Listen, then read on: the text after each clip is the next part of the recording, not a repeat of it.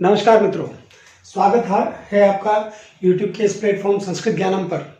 आज हम संस्कृत के एक महत्वपूर्ण टॉपिक प्रत्यय के विषय में जानेंगे। प्रत्यय कक्षा 8th, 9th, 10th में प्रत्यय किस प्रकार पूछे जाते हैं, उनकी परिभाषाएं क्या हैं, उनकी पहचान क्या है, उनकी शॉर्ट ट्रिक्स क्या है, ये सभी आज हम इस क्लास में सीखने वाले हैं। प्रत्यय के बारे में आपको मैं बताऊं, प्रत्यय 3 प्रकार के होते हैं: कृत, तद्धित और स्त्री प्रत्यय। कृत प्रत्यय वे होते हैं जो धातुओं के पीछे लगते हैं। सबसे पहले तो प्रत्यय क्या होते हैं? प्रत्यय वे शब्दांश होते हैं जो किसी धातु, किसी शब्द के पीछे लगकर उसके अर्थ में परिवर्तन कर देते हैं। अब सबसे पहले प्रत्यय 3 प्रकार के होते हैं: कृत, तद्धित और स्त्री प्रत्यय। कृत प्रत्यय वे होते हैं जो किसी धातु कहते हैं क्रिया को, चलना, फिरना, उठना, बैठना, गाना, इन सभी के पीछे जो प्रत्यय लगते हैं उनको कृत प्रत्यय कहते हैं। जैसे कत्वा, जैसे तुमुन, जैसे शाना, जैसे क्षत्रि, जैसे तव्यत, जैसे अन्य इत्यादि। इसी प्रकार से वे प्रत्यय जो शब्दों के पीछे लगते हैं और उनके अर्थ में परिवर्तन कर देते हैं वे तद्धित प्रत्यय कहलाते हैं। जैसे मतुप, जैसे बतुप, जैसे ठक, ठन, इस प्रकार से गह्य इत्यादि। फिर स्त्री प्रत्यय वे प्रत्यय जो पुल्लिंग से स्त्रीलिंग बनाने के काम आते हैं, पुल्लिंग शब्दों को स्त्रीलिंग में परिवर्तित करने के काम आते हैं, उनको स्त्री प्रत्यय कहते हैं। जैसे टाप, इंगी, गीश इत्यादि। तो हम सबसे पहले कृत प्रत्यय के विषय में जानेंगे कि कृत प्रत्यय किसे कहते हैं, उनकी परिभाषाएं क्या है, कृत प्रत्यय में कौन कौन से प्रत्यय आते हैं, उनकी शॉर्ट ट्रिक्स क्या है इत्यादि। सबसे पहला प्रत्यय आता है कत्वा प्रत्यय। कत्वा प्रत्यय, कत्वा पूर्वकालिक क्रियाओं में कत्वा प्रत्यय का प्रयोग किया जाता है। पूर्वकालिक क्रियाओं में कत्वा प्रत्यय का प्रयोग किया जाता है। भूतकालिक क्रियाओं में भी कह सकते हैं इसको, भूतकालिक क्रियाओं में भी कह सकते हैं। भूतकालिक यानी कि एक कार्य के होने के पश्चात जब दूसरा कार्य होता है तो पूर्ववर्ती जो कार्य होता है उसमें यह प्रत्यय लगता है। कर करके अर्थ में यह प्रत्यय लगता है। कर करके अर्थ में प्रत्यय लगता है। जैसे आपकी परीक्षा में वाक्य आया, वह पढ़कर खाता है। वह पढ़कर खाता है, तो पढ़ना भी एक क्रिया है, खाना भी एक क्रिया है। तो पूर्ववर्ती क्रिया कौन सी? पढ़ना। तो कर करके इसका एक सिंबल है कि कर करके आएगा, इसका मतलब वहां पे कत्वा प्रत्यय लगाया जा सकता है। तो वह का सह, पढ़कर पठित्वा, खाता है, खाने वाला एक है, खादती, वह पढ़कर खाता है। तो यहां पूर्वकालिक क्रिया में कत्वा प्रत्यय लगा। अब ये तो मैंने आपको ऐसे ही बताया पूर्वकालिक क्रिया क्या होती है। अब इसकी परिभाषा को पूर्ण रूप से हम देखते हैं। पूर्वकालिक क्रियाओं में कत्वा प्रत्यय का प्रयोग किया जाता है। कर करके अर्थ में कत्वा प्रत्यय का प्रयोग किया जाता है। फिर कत्वा प्रत्यय में त्वा शेष रहता है। क्या शेष रहता है? त्वा। और धातु और प्रत्यय के बीच में, धातु और प्रत्यय के बीच में ई का आगम होता है। ई का आगम होता है।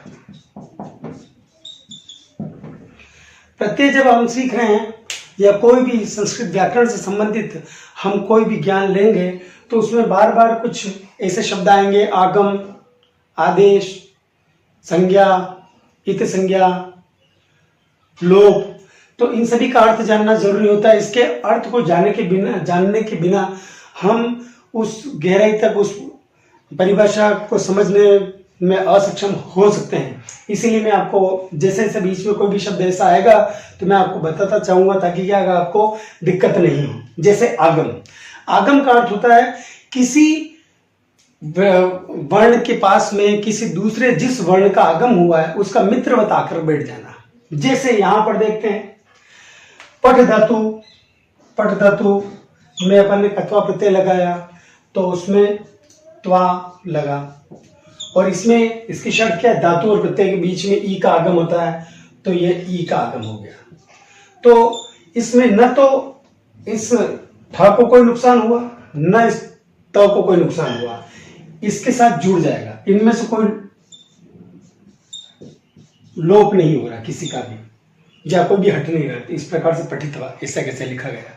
अब आदेश किसके कहते हैं, एक वर्ण के स्थान पर दूसरा वर्ण आ जाना। जैसे हमने संधि में भी पढ़ा था, संधि वाली क्लास में, जैसे प्रत्येक था, प्रत्येक, प्रति, धन, एक, ऐसा लिखा था हमने। तो उसमें जो ई है, ई का लोप हो गया, ई की स्थान पर यह आया, तो ई पूर्ण रूप से गायब हो गया। इसको कहते हैं आदेश, यानी कि एक अक्षर या एक वर्ण एक स्वर के स्थान पर दूसरा वर्ण अक्षर या स्वर आ जाना, वह आदेश कहलाता है। और मित्रवत आकर पास में बैठ जाना, वो आगम कहलाता है। तो हम पुनः अपने प्रत्यय के टॉपिक पर आते हैं। धातु और प्रत्यय के बीच में ई का आगम होता है। फिर धातु की उपधा में, धातु की उपधा में संप्रसारण होता है, संप्रसारण होता है। यह बताना इतना आवश्यक नहीं था, लेकिन मैं आपको क्यों बता रहा हूं, ताकि आप उसकी गहराई को समझ सकें कि वास्तविकता में इस प्रत्यय में कोई भी अक्षर परिवर्तित हुआ तो आपके मन में कोई प्रश्न नहीं रहेगी, ये इसमें यहाँ पर व था, यहाँ पे ऊ कैसे आ गया, यहाँ पर य था, यहाँ पर ई कैसे आ गया। तो इसका कॉन्सेप्ट क्लियर करने के लिए सबसे पहले ये बताना आवश्यक है। तो धातु की उपधा, उपधा किसे कहते हैं। अब उपधा, अंतिम अक्षर से पहले वाले अक्षर को उपधा कहते हैं। जैसे वच लिखा हुआ है, अंतिम अक्षर च है, इससे पहले वाला अक्षर क्या हुआ, व, तो वच धातु में वो उपधा का अक्षर हुआ।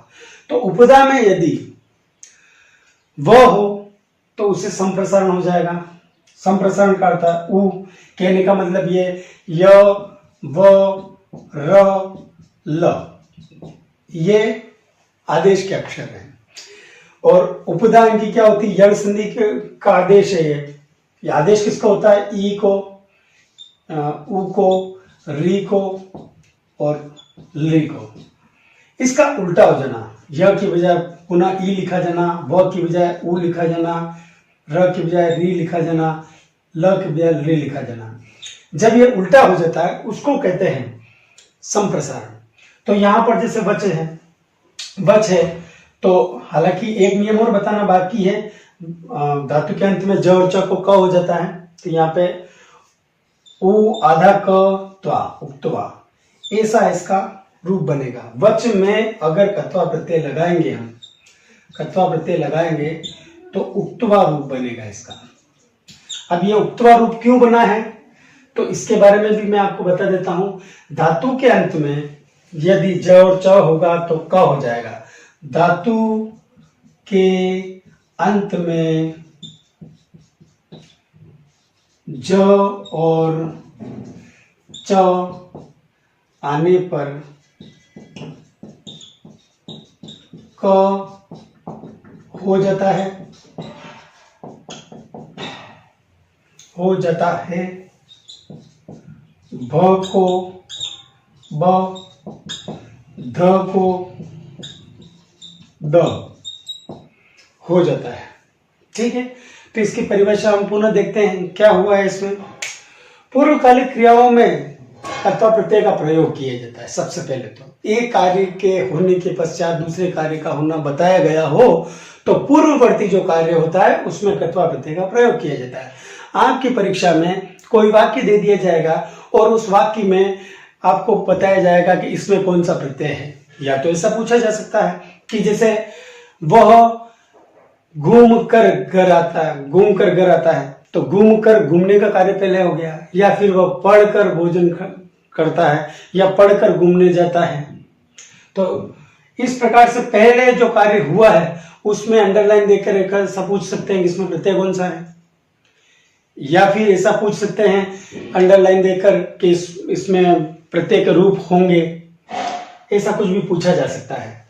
तो पूर्वकालिक क्रियाओं में कर कर्तव्य प्रत्यय का प्रयोग किया जाता है, कर करके अर्थ में कर्तव्य प्रत्यय का प्रयोग किया जाता है। इसमें त्वा शेष रहता है, ठीक है, कर्तव्य में त्वा शेष रहता है और धातु और प्रत्यय के बीच में ई का आगम होता है। और धातु के उपदा को उपदा में अगर कोई अक्षर हो तो उसको संप्रसारण होता है। उपदा में जैसे य व र में से कोई हो तो उनको संप्रसारण होता है।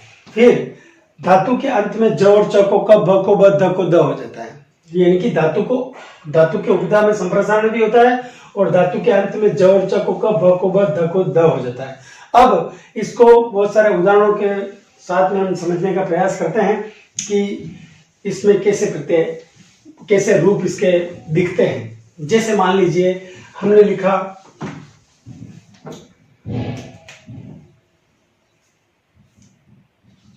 भव धनकत्वा भवित्वा, ठीक है। इसी प्रकार से पठ धन त्वा यानी कि कत्वा पठित्वा, इसी प्रकार चलित्वा हसित्वा क्रीडित्वा, क्रीड में कत्वा प्रत्यय लगा तो क्रीडित्वा बन गया। इसी प्रकार से गम धातु गम यानी जाना, इसमें कत्वा प्रत्यय लगा तो ये रूप बनेगा गत्वा। इसी प्रकार दृश्य धातु दृश्य में कत्वा प्रत्यय लगा तो इसका रूप बना दृष्टवा रूप बना। इसी प्रकार से वच में कत्वा प्रत्यय लगा तो उक्तवा रूप बना इसका, उक्तवा यानी कि धातु के अंत में च था उसको क हो गया और व को संप्रसारण होकर उ हो गया, तो इस प्रकार से उक्तवा रूप हुआ। इसी प्रकार पा धातु का होता है पित्वा, तो इस प्रकार से त्वा जहां पर शेष रह रहा हो वहां पर कत्वा प्रत्यय होता है। और कुछ ऐसे शब्द भी होते हैं कि जिनमें थोड़े से रूप अलग से दिखते हैं, उनके बारे में मैं आपको बता देता हूं और इसकी पहचान भी बता देता हूं कि किस प्रकार से कत्वा प्रत्यय होता है, इसकी पहचान बता देता हूं मैं। अब जैसे मान लीजिए कत्वा प्रत्यय में कोई रूप आया तो आप इसको कैसे पहचानेंगे, तो जिसके अंत में त्वा हो, जिसके अंत में ट्वा हो या जिसके अंत में ड्वा हो, इस प्रकार के जो शब्द आपको दिखें अंत में, तो उसमें मानना चाहिए कि एक कत्वा प्रत्यय है। और परिभाषा तो है ही है, लेकिन मुख्य रूप से ये शेष बचेगा, ये पीछे की तरफ लिखा हुआ होगा, लगा हुआ होगा, तो आप इसे समझ सकते हैं कि एक कत्वा प्रत्यय है। और इसका अर्थ हमेशा भूतकालिक ही होंगे, कर करके अर्थ ही होगा। आशा है आपको ये समझ में आ रहा होगा। और इसके संबंध में और भी कोई उदाहरण वगैरह आपको कोई समझ में नहीं आया तो आप कमेंट बॉक्स में मुझसे पूछ सकते हैं। फिर आगे चलते हैं लेप प्रत्यय। लेप, यह भी भूतकालिक क्रियाओं में इस प्रत्यय का प्रयोग किया जाता है, वही पूर्वकालिक क्रियाओं में इस प्रत्यय का प्रयोग किया जाता है, लेकिन इसमें उपसर्ग युक्त धातु में इसका प्रयोग किया जाता है। जैसे पूर्वकालिक क्रियाओं में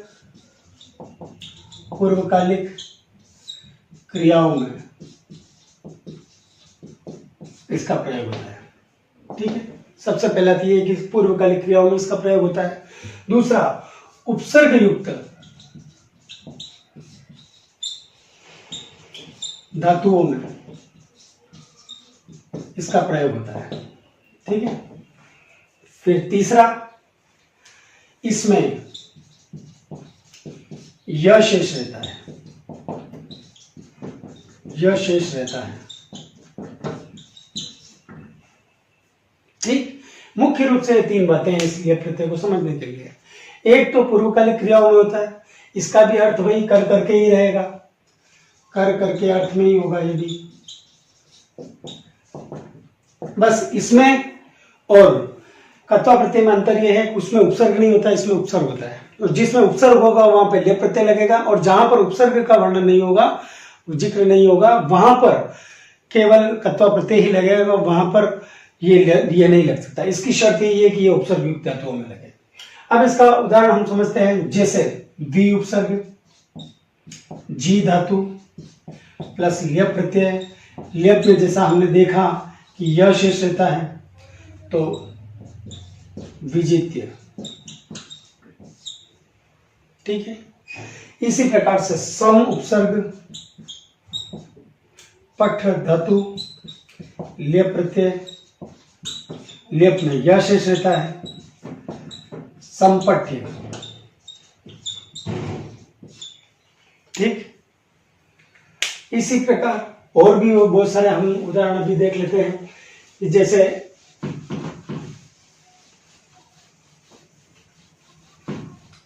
विहाय,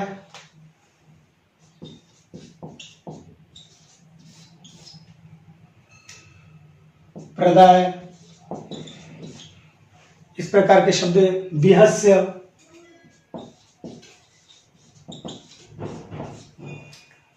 इस प्रकार के इसके शब्द बनते हैं, जैसे उपसृत्य,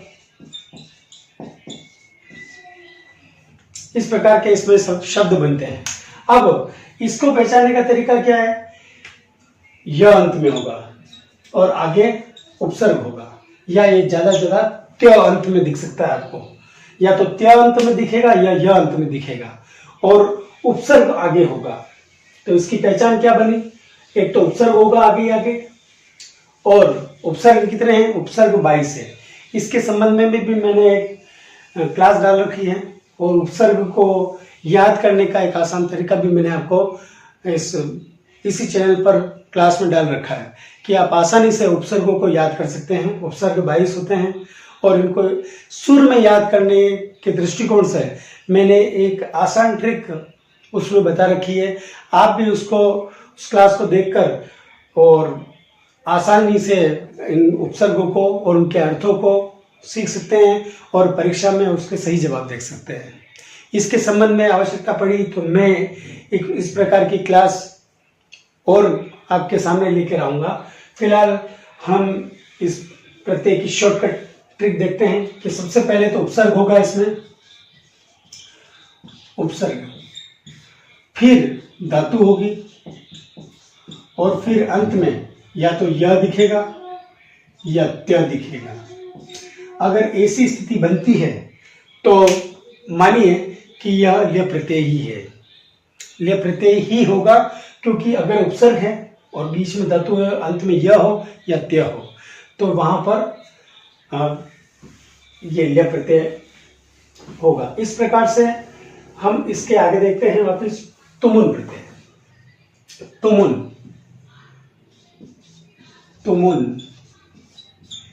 तुमुन प्रत्यय के लिए अर्थों में तुमुन प्रत्यय का प्रयोग किया जाता है, के लिए। चतुर्थी विभक्ति के स्थान पर भी इसका प्रयोग किया जा सकता है, और तुमुन में तुम शेष रहता है, तुमुन में तुम शेष रहता है। धातु और प्रत्यय के बीच में ई का आगम होता है, ई का आगम होता है, जैसा कि कत्वा में हो रहा था, ई का आगम होता है। फिर इसमें धातु को गुण होता है, धातु को गुण होता है, धातु को गुण होता है। अब ये गुण क्या चीज है, अब गुण क्या चीज है, जैसे धातु के अंत में ई हो तो उसे ए, उ हो तो ओ, री हो तो अर, ली हो तो अल, ये गुण संधि है। तो यहाँ पे धातु को गुण होने की बात करी जा रही है। गुण संधि, संधि के टॉपिक में मैंने आपको गुण संधि को पढ़ाया था कि पदांत अ या आ के पश्चात ई आने पर ए हो जाता है, पदांत अ या आ के पश्चात उ आने पर ओ हो जाता है, पदांत अ या आ के पश्चात री आने पर अर हो जाता है, पदांत अ या आ के पश्चात ली आने पर अल हो जाता है। तो इस प्रकार मैंने आपको बताया था कि यहाँ पर गुण की ही बात हो रही है केवल, कि इसको गुण हो जाता है। इसी प्रकार से इसके कोई उदाहरण देखते हैं हम। और धातु के अंत में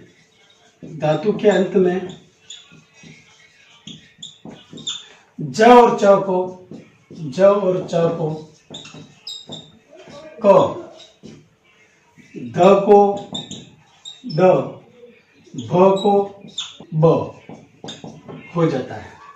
धातु के अंत में ज और च को क, ब को ब, द को द हो जाता है। इसके संबंध में हम उदाहरण देखते हैं। जैसे पट धातु में अगर हम तुमुल प्रत्यय लगाएंगे तो सेठ धातु में ई का आगम होगा। ई का आगम होने से पठ धन ई धन तुम बराबर पठितुम। इसी प्रकार से वद में वदितुम, चल में चलितुम, हंस में हंसितुम। इसी प्रकार दृश्य धातु अगर आ गई तो थोड़ा सा अलग रूप बनेगा। दृश्य धातु और तुमुल प्रत्यय तो द्रष्टुम बनेगा, द्रष्टुम। सो धातु की तो सोढ़ुम, इस प्रकार से रूप बनेगा। और वच धातु हुई, वच धातु, वच नहीं बोलना, तो वक्तुम बन जाएगा। वक्तुम इसलिए बन जाएगा कि धातु के अंत में ज और च को क हो जाता है तो वक्तुम। इसी प्रकार से ब का उदाहरण देखते हैं। लब धातु है, लब धातु में तुमुल प्रत्यय लगाएंगे तो लब्धुम हो जाएगा, लब्धुम। इसी प्रकार से और भी कोई हम उदाहरण देख सकते हैं। जैसे क्रीड, क्रीडितुम, क्रीडितुम हो जाएगा। तो कुल मिलाकर धातु के अंत में तुम शेष रहता है और के लिए अर्थों में इस तुम प्रत्यय का प्रयोग किया जाता है। और धातु के अंत में यदि ज और च हो तो उसको क, भ को ब, ध को द हो जाता है। धातु और प्रत्यय के बीच में ई का आगम होता है और धातु को गुण भी होता है। जैसे नी लिखा हुआ है तो नेतुम, श्रु तो श्रोतुम, क्री तो कर्तुम। इस प्रकार से इसके रूप होते हैं। जैसे री था, री को अर हो गया, गुण संधि में और होता है री को। इसी प्रकार से उ को गुण संधि में ओ होता है। यहाँ पे गुण की बात करी जा रही है केवल। तो उ को हो गया तो श्रु का श्रो हो गया, ई को ए होता है तो ये नेतुम हो गया। इस प्रकार से जहां पर भी धातु के अंत में ई आवे और तुमुल प्रत्यय लगाना हो तो वहां पर ए हो जाएगा, उ आवे तो उसको ओ हो जाएगा और री आवे तो उसको अर हो जाएगा। इस प्रकार इसकी शॉर्टकट ट्रिक मैं आपको बता देता हूं कि शॉर्टकट इसका क्या होगा। शॉर्टकट में यदि जैसे तुम लिखा हुआ है या तुम लिखा हुआ है या ढूम लिखा हुआ है, ऐसा कोई शेष अगर बचता है तो उस परिस्थिति में हम ये मानेंगे कि वह तुमुल प्रत्यय है। और इसी प्रकार से धातु के अंत में कहीं पे ई होगा तो उसे ए भी लिखा हुआ हो सकता है, या उ होगा तो ओ भी हो सकता है।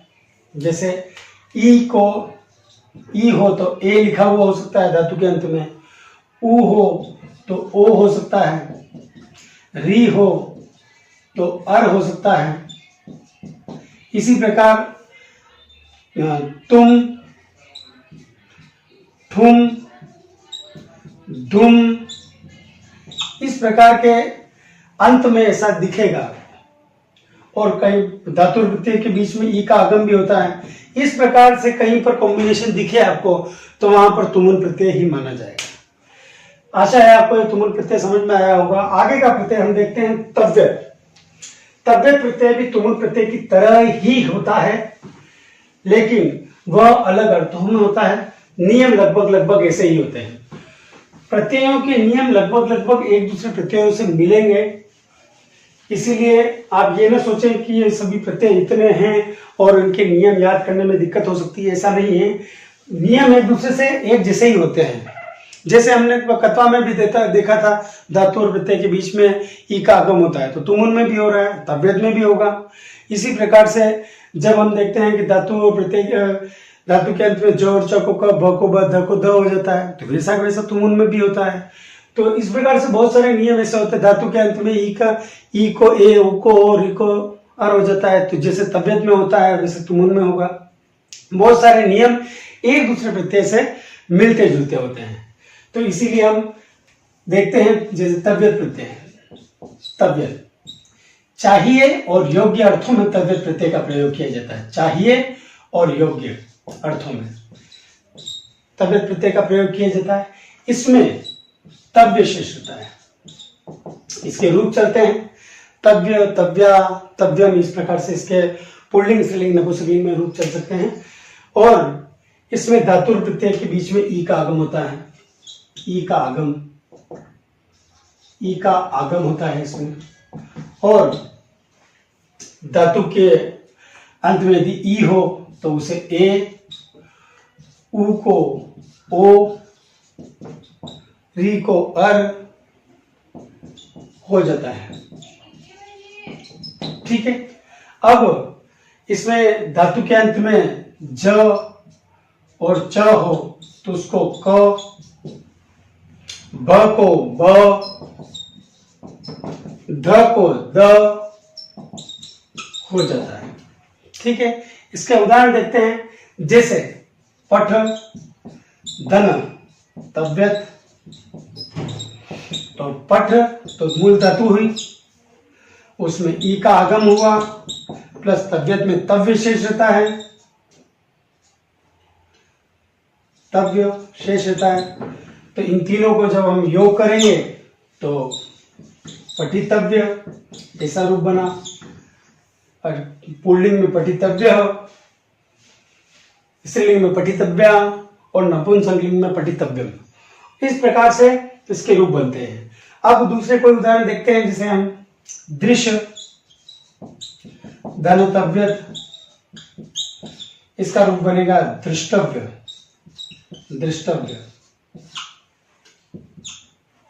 इसी प्रकार जैसे हम ह्री, धनतव्यत, इसका रूप बनेगा हर्तव्य।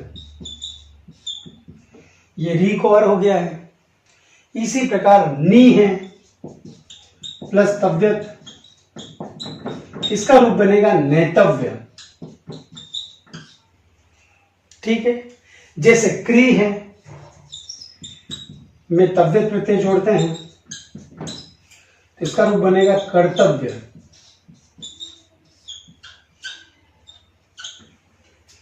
इसी प्रकार जैसे श्रु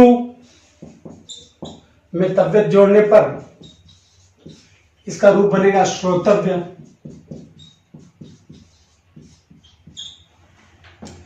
तो इस प्रकार के इसके रूप बनते हैं।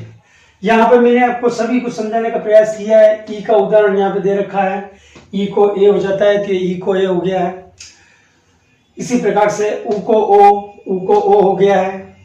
री को अर हो गया है। ज और च को क, तो यहां पर वच, धनतव्यत, उसका रूप बनेगा वक्तव्य। धातु के अंत में च और च को क, इसी प्रकार से लब, धनतव्यत बराबर लब्धव्य। कुछ शब्द इस प्रकार के दिखेंगे। इस प्रकार के दिखेंगे तो उस समय आपको घबराना नहीं है। उस समय आपको इन नियमों को थोड़ा सा कंठस्थीकरण करना है ताकि उससे आप समझ सकें कि वहां पर इतना परिवर्तन क्यों हुआ। ये एक मैंने उदाहरण दिया है। कोई जरूरी नहीं कि लब धातु आ जाए। इससे संबंधित कोई दूसरी धातु भी आ सकती है जिसके अंत में ब हो, जिसके अंत में च हो, जिसके अंत में ज हो। तो आपको इस उदाहरण को मॉडल रूप में लेना है और उसको वहां पर अप्लाई करना है। तो आशा है आपको ये चीज समझ में आ रही होगी। तो इसकी शॉर्टकट ट्रिक क्या है? इसकी शॉर्टकट ट्रिक मैं यहीं से बता देता हूं। इसकी शॉर्टकट ट्रिक में या तो यहां पर तव्य होगा या इस प्रकार की र की रकार हो सकती है, फिर तव्य हो सकता है, तव्य, टव्य, ढव्य, ठव्य, इस प्रकार के इसके रूप हो सकते हैं और बीच में ई का आगम हुआ हो सकता है। और ए हो जाता है धातु के अंत में तो भी ए होगा, उ को ओ भी हो सकता है, री को और भी हो सकता है। तो इस प्रकार से ये तद्धित प्रत्यय हमने देखा।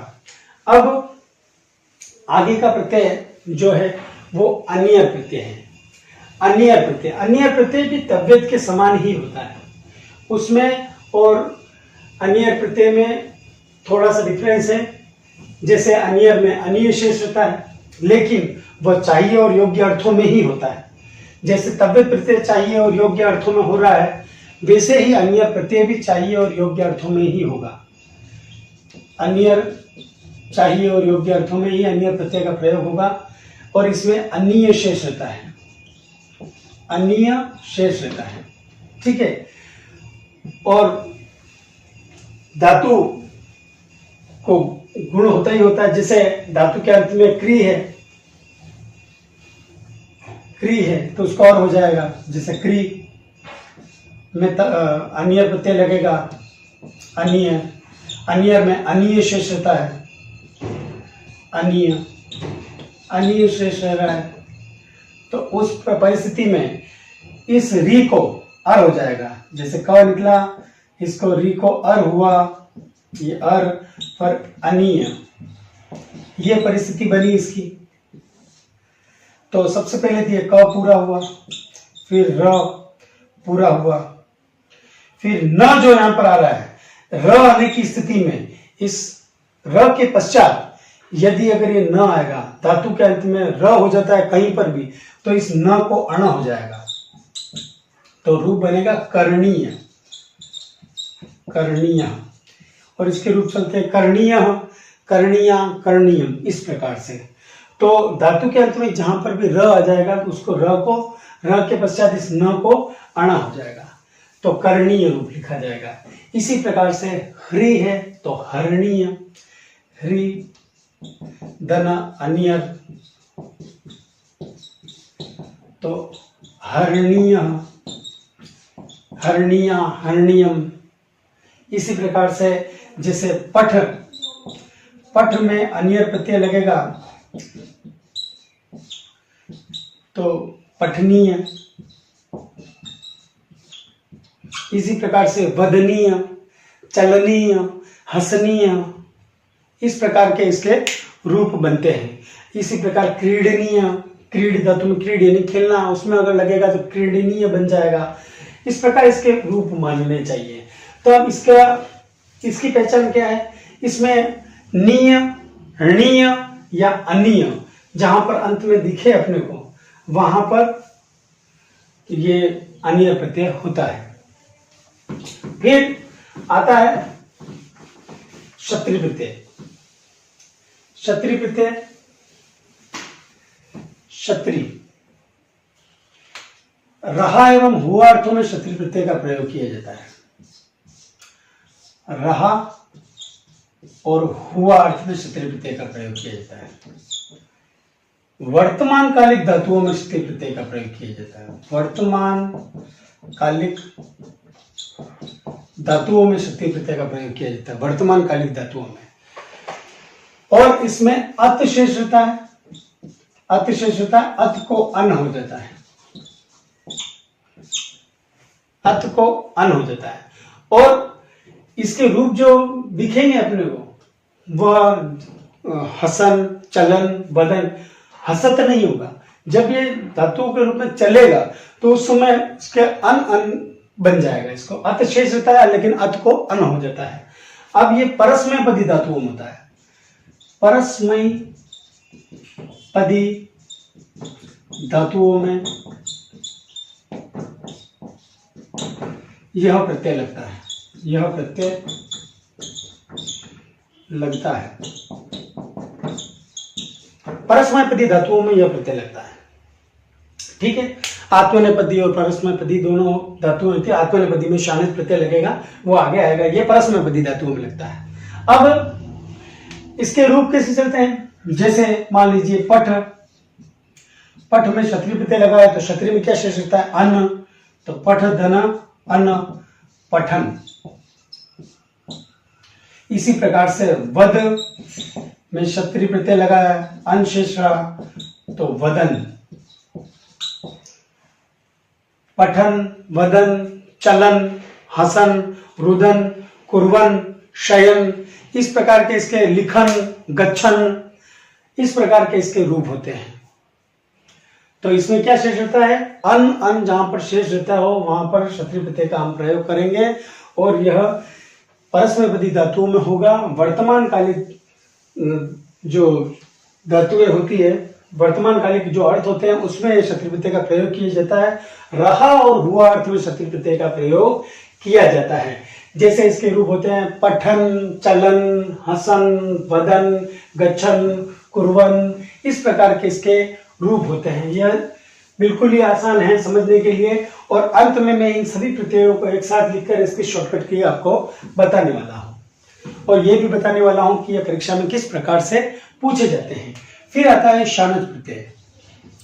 शानच, शानच प्रत्यय यही रहा और हुआ अर्थ में शानच प्रत्यय का प्रयोग होता है और इसमें आन शेष रहता है। आन को मान हो जाता है, आन को मान हो जाता है, ठीक है। और यह आत्मनेपदी धातुओं में होता है। आत्मनेपदी धातुओं में इसका प्रयोग किया जाता है। आत्मनेपदी धातुओं में इसका प्रयोग किया जाता है। रहा एवं हुआ अर्थ में इसका प्रयोग होता है। वर्तमान कालिक धातुओं में इसका प्रयोग होता है। आत्मनेपदी धातुओं के साथ में यह प्रत्यय लगता है और इसमें आन का मान हो जाता है। जैसे यज, धन, शानच। अब शानच में अपन ने क्या कहा है? मान, तो ये मान, तो इसका रूप बनेगा यज मानः। इसी प्रकार से लब, लब धातु में अगर शानच प्रत्यय जोड़ा तो लब धातु में अगर शानच प्रत्यय हम जोड़ते हैं तो इसका रूप में बनेगा लबमानः, लबमानः। इसी प्रकार से वर्धमानः, कुर्वाणः, ब्रुवाणः, ये सभी रूप शानच के ही होते हैं। अब यहाँ पर ये देखने में आया है कि यहाँ पर थोड़े से अलग भी रूप बन रहे हैं, जैसे ब्रुवाणः, कुर्वाण, कुर्वाणः, इस प्रकार के जैसे रूप आ रहे हैं। तो हम ऐसा देख सकते हैं कि इस प्रकार के भी रूप हो तो हमको शानच प्रत्यय ही लिखना है, शानच प्रत्यय ही बताना है, क्योंकि ये लिखने का कारण भी आपको यही है कि ताकि आप इसको समझ सके कि इस प्रकार के भी रूप होते हैं। अब इसके संबंध में एक बात और आपको क्लियर कर दूं कि इसी प्रकार के रूप तद्धित प्रत्यय का एक प्रत्यय होता है, उसमें भी होते हैं। वो हम आगे पढ़ेंगे, वो नेक्स्ट पार्ट में पढ़ेंगे, तद्धित प्रत्यय जब पढ़ेंगे तब। लेकिन फिर भी इसके बारे में थोड़ा सा इंट्रोडक्शन दे देता हूं। जैसे लिखा हुआ है श्रीमान, श्रीमान, और एक तरफ लिखा हुआ है यजमाना, यजमाना। अब देखने में ही आता है दोनों में मान शेष रह रहा है, तो हम परीक्षा में अगर कोई इस टाइप का कोई दूसरा शब्द आ गया तो हमको पता कैसे चलेगा कि यहाँ पर शानच प्रत्यय है या फिर मतु प्रत्यय है या कौन सा है? तो उसके बारे में बता दूं मैं आपको कि तद्धित प्रत्यय में जो मतु प्रत्यय है वो शब्दों के पीछे लगता है, जैसे श्रीमान, इस प्रकार का। या और दूसरा इसका जो न है वो हलंत है, और जो शानच प्रत्यय होता है वो धातुओं के पीछे लगता है और उसमें पीछे विसर्ग होता है। ये दोनों में अंतर है। तो इसीलिए आपको ये समझना चाहिए कि जहां पर हलंत है उसको हम मतु प्रत्यय मानेंगे अगर वो शब्द है। इसी प्रकार से यदि विसर्ग है और वो धातु है तो उसको हम शानच प्रत्यय मानेंगे। ये दोनों में डिफरेंस है, जो मुझे बताना था मैंने आपको बताया। अब इसकी पहचान, जैसे मैंने आपको पहले ही बता दिया है, इसकी पहचान क्या है। इसकी पहचान, एक तो इसमें मान शेष रहेगा, दूसरा मान की बजाय वाण भी हो सकता है, वान भी हो सकता है, जैसे ब्रुवाण, या फिर यजमान में मान या कुर्वाण। तो वान शेष रहे या मान शेष रहे और आत्मनेपदी धातु हो और पीछे विसर्ग लगा हुआ हो तो हमें वह ऐसा मानना चाहिए कि वह शानच प्रत्यय है। ठीक है, इसी प्रकार से हम आगे बढ़ते हैं। एकता प्रत्यय, एकता प्रत्यय। भूतकालिक क्रियाओं में एकता प्रत्यय का प्रयोग किया जाता है। एक तो ये एकता में त शेष रहता है, एकता में त शेष रहता है, ठीक है। और इसके जो रूप होंगे वो इस प्रकार से दिखेंगे, पठितः, चलितः, वदितः, गतः, भिन्नः, शीर्णः, कीर्णः, इस प्रकार के इसके रूप होते हैं। लिखितः,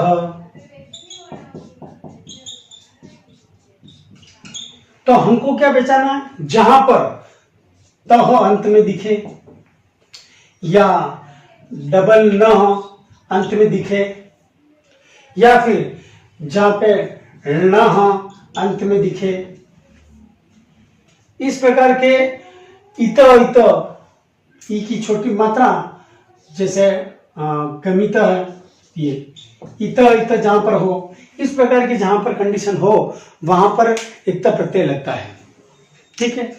एकता प्रत्यय में बहुत सरल है इसको समझना, और इसमें लगभग यही इस टाइप के शब्द आते हैं। आपको ये ध्यान में रखना है, तह, डबल न, इतः, इस प्रकार से जहां पर रूप दिखते हों, जैसे पठितः, चलितः, वदितः, हसितः, लिखितः, भीतः, भिन्नः, कृतः, गतः, जातः, पातः, दातः, दत्तः, इस प्रकार के जहां पर भी शब्द होते हैं, पातः, इन सभी में इक्ता प्रत्यय होता है। अब इक्तवतु प्रत्यय में क्या है, जहां पर इक्ता प्रत्यय होता है वहीं पे इक्तवतु प्रत्यय होता है, जहां पे इक्ता प्रत्यय होता है वहीं पे इक्तवतु प्रत्यय आगे होता है। यह भी भूतकालिक क्रियाओं में ही होता है, भूतकालिक क्रियाओं में ही होता है। बस इक्ता प्रत्यय जो होता था, जो इक्ता प्रत्यय होता है उसके बारे में एक चीज बताना रह गया है। इक्ता प्रत्यय जहां पर भी होगा वहां पर वह कर्मवाच्य और भाववाच्य में होगा, इक्ता प्रत्यय कृतवाच्य में होगा। जैसे और इसमें तवत शेष होता है, इसको वान लिखा जाएगा अंत में, तवत का वान हो जाएगा। जब ये धातु में चलेगा तो ये वान ऐसा आपको अंत में दिखेगा। भूतकालिक क्रियाओं में होता है, जहां पे इक्ता प्रत्यय लगता है उसी के आगे ये तवत जुड़ जाता है, इसमें तवत शेष रहता है, तवत को वान हो जाता है, ठीक है। इसके रूप कैसे दिखेंगे, जैसे इक्ता प्रत्यय में पठितवान था, पठिता था, तो ये पठितवान हो जाएगा। फिर चलित था तो चलितवान हो जाएगा, ठीक है। इसी प्रकार से गमितवान, उक्तवान, जिस धातु के अंत में यहां पर एक नियम रह गया है, जो इक्ता और इक्तावतु प्रत्यय दोनों में एक साथ लगेगा। धातु में के उपदा को संप्रसारण होता है, संप्रसारण होता है। यह इक्ता और इक्तावतु दोनों में नियम लगेगा, ठीक है। दोनों एक जैसे ही प्रत्यय, इसीलिए धातु के उपदा को संप्रसारण होता है। उपदा में पहले ही बता चुका हूं, अंतिम अक्षर से पहले वाला अक्षर उपदा कहलाता है। और धातु के अंत में ज और च को, क, ब को ब, द को द होता है। जैसे विद था इक्ता प्रत्यय में, और उसमें अपन ने इक्ता प्रत्यय लगाया तो इसका रूप बना भिन्न। इसी प्रकार से वच में संप्रसारण हुआ, व को उ हो गया और च को क हो गया, तो उक हुआ, और इक्ता प्रत्यय लगाए तो उक्ता हुआ। और इसी में यदि हम इक्तावतु प्रत्यय लगाएंगे उक्तवान होगा, उक्तवान। इसके रूप उक्तवान, उक्तवती, उक्तवन्तः, इस प्रकार से इसके पुल्लिंग, स्त्रीलिंग, नपुंसकलिंग में इसके रूप बनते हैं। जब हम वाच्य परिवर्तन सीखेंगे तो उसमें एक टॉपिक यह भी आता है, इक्ता, इक्तवतु प्रत्यय का वाच्य परिवर्तन में भूतकालिक वाक्यों को बनाने के लिए प्रयोग किया जाता है।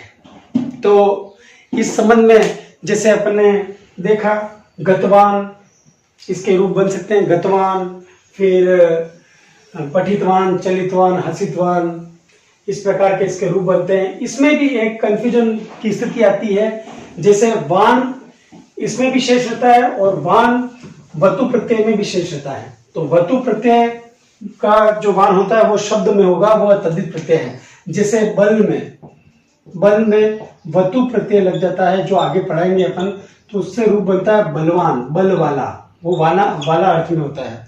और यह जो है यह धातु में होगा, और जैसे इसमें पठ यानी पढ़ना, और इसमें तवतु प्रत्यय लगा, इसमें भी वान शेष रहा है, लेकिन ये धातु में हो रहा है, तो ये होगा पठितवान, पठितवान, फिर पठितवती, पठितवन्तः, इस प्रकार से इसके रूप चलते हैं। अब मैं आपको ये बता दूं शॉर्टकट में कि किसमें कौन सा प्रत्यय में क्या क्या इसकी शॉर्टकट की है। जल्दी से हम इसको रिवाइज कर लेते हैं। जैसे कत्वा, इसमें त्वा शेष रहता है, ठीक है, कर करके अर्थ में लगता है, कर करके अर्थ में लगता है कत्वा प्रत्यय। फिर इसके जो कठिन रूप है, जैसे दृष्टवा, फिर गत्वा, ये सिंपल रूप है इसका पठित्वा। इस प्रकार के इसके रूप दिखते, त्वा, त्वा, ड्वा, त्वा, इस प्रकार से इसका ये हो सकता है। तो जहां पर आपको ये दिखे आप इसको देख सकते हैं। इसका विशिष्ट उदाहरण देख सकते हैं अपन, उक्तवा, इस प्रकार के रूप भी हो सकता है क्योंकि संप्रसारण हो रहा है। फिर हमने देखा था ल्यप प्रत्यय, यहां से लिखना प्रारंभ करता हूं। ल्यप भी भाई यह शेष रहता है उसमें, ल्यप में कर करके अर्थ में होगा, और यह उपसर्ग युक्त धातु में होगा, उपसर्ग युक्त धातु में होगा, ठीक है। और जैसे इसका रूप है विजित्य, संपठ्य, इस प्रकार का इसका रूप होगा। और फिर हमने पढ़ा था तुमुन में तुम शेष रहता है, के लिए अर्थों में होता है तुमुन प्रत्यय, ठीक है। धातु के अंत में ई को ए गुण होता है धातु को, ई को ए, उ को ओ, री को अर, इस प्रकार से। और ई का आगम भी होता है, इसके रूप होते हैं पठितुम, नेतुम, कर्तुम, हरतुम, इस प्रकार के इसके रूप होते हैं।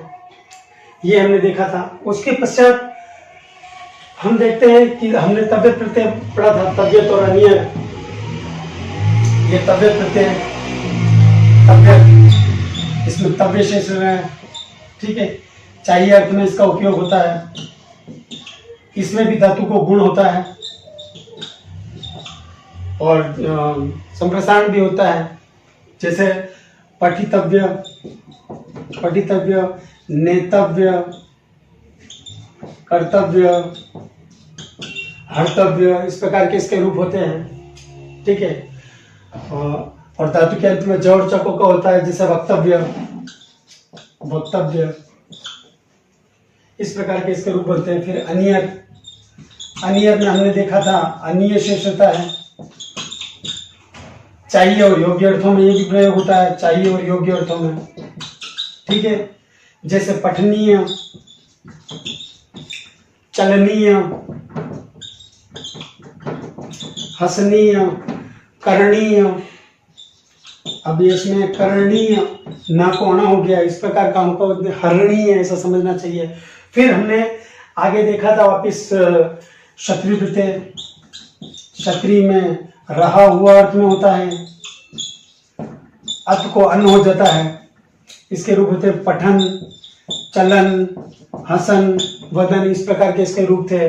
फिर हमने देखा था शानच, शानच में वो भी रहा और हुआ अर्थ में ही होता है। शानत प्रत्यय भी, इसमें मान शेष रहता है जैसे, और ये आत्मनेपदी धातु में होता है, ये परस्मैपदी धातु में होता है। परस्मैपदी धातुओं में ये क्षत्रिय प्रत्यय होता है परस्मैपदी धातुओं में, और शानत प्रत्यय जो होता है वो आत्मनेपदी धातुओं में होता है, आत्मनेपदी में होता है। और शानत में लभ माना हो, मोद माना हो, कुर्वाणा हो, इस प्रकार के इसके शब्द थे। फिर हमने देखा था इक्ता प्रत्यय में त शेष रहता है, और इक्तावतु प्रत्यय में तवच शेष रहता है। जैसे इक्ता प्रत्यय में पठित, चलित, वदित, हसित, शयित, कृत, भिन्न, इस प्रकार के इक्ता प्रत्यय के रूप थे। और इक्तावतु प्रत्यय के रूप जो थे उसमें तवतोष जुड़ जाता है आगे, तो इसको वान हो जाता है। तो पठितवान, चलितवान, हसितवान, वदितवान, इस प्रकार के इसके रूप बनते हैं। तो हमने यार जो कृत प्रत्यय जो आपकी परीक्षा में आ सकते हैं वो हमने पढ़ने का प्रयास किया, वो हमने पढ़ा। आशा है आपको ये समझ में आया होगा। और आगे के पार्ट में हम तद्धित प्रत्यय और स्त्री प्रत्यय को पढ़ेंगे। जो मुख्य प्रत्यय हैं वही हमने पढ़े हैं, और परीक्षा के दृष्टिकोण से जो आवश्यक होगा वही हम देखेंगे भी। मेरी बात को इतने प्रेम पूर्वक सुना आपने, लेकिन हाँ, इससे पहले आपको ये भी बता दूं कि इसका वाक्यों में प्रयोग कैसे होगा, ये परीक्षा में कैसे आएगा। परीक्षा में जैसे कोई वाक्य आता है तो उस वाक्य के में ऐसा पूछा जा सकता है, जैसे सह पठित्वा गृहं गच्छति, सह पठित्वा गृहं गच्छति, ऐसा लिखा हुआ आया और अंडरलाइन आया और ऐसा बोला गया कि इसमें कौन सा प्रत्यय है। तो आपको वहां पर, जैसे मैंने शॉर्टकट ट्रिक बताई थी, उसके अनुसार आपको लिखना है कि विकल्प प्रत्यय। इस प्रकार के पूछे जा सकते हैं। या फिर आपको ऐसा पूछा जा सकता है कि गम धन क्षत्रि, इसका रूप क्या होगा। या फिर ऐसा पूछा जा सकता है पठ धन तव्यत, इसका रूप क्या बनेगा। तो वहां पे 4 ऑप्शन दे रखे होंगे, उन 4 ऑप्शन में जैसे पठितव्य जहां पर लिखा हुआ हो तो वह सही है। और उसमें भी हो सकता है आपको पुल्लिंग, स्त्रीलिंग या नपुंसकलिंग, इनमें से कोई रूप दे दे। लेकिन मूल रूप से बात यही है कि जैसे तव्यत आया तो उसमें तव्य आपको